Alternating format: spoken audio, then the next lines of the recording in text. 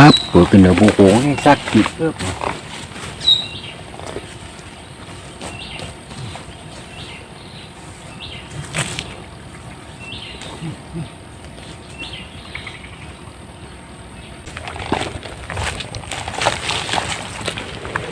Ini kaki dia patah ke apa ni?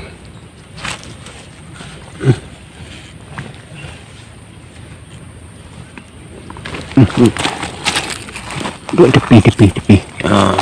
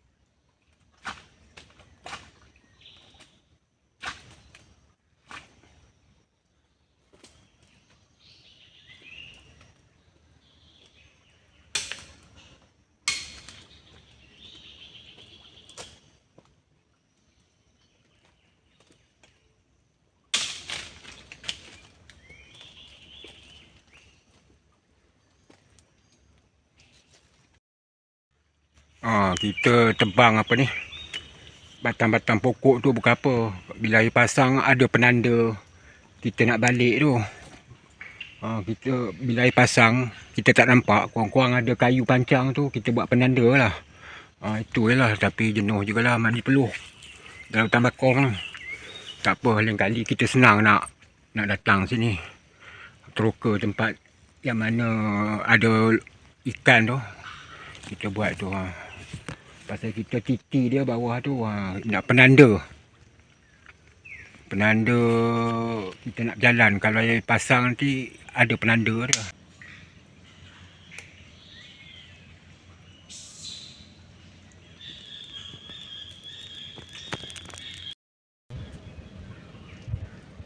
Ini kita pakai ini batu ladung. Ini pelampung dalam air ni, bottom ni. Dia bentuk T.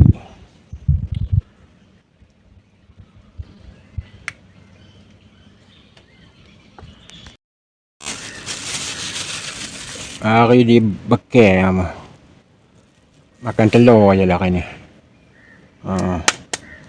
Jimat, oi. Lembut pula. Masak kat rumah tadi. Oh. Setengah masak ni. Ini half boil lah.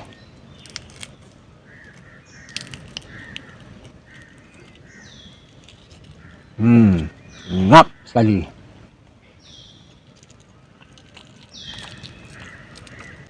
Ini dah pecah pula terkemik buah dalam beg tadi.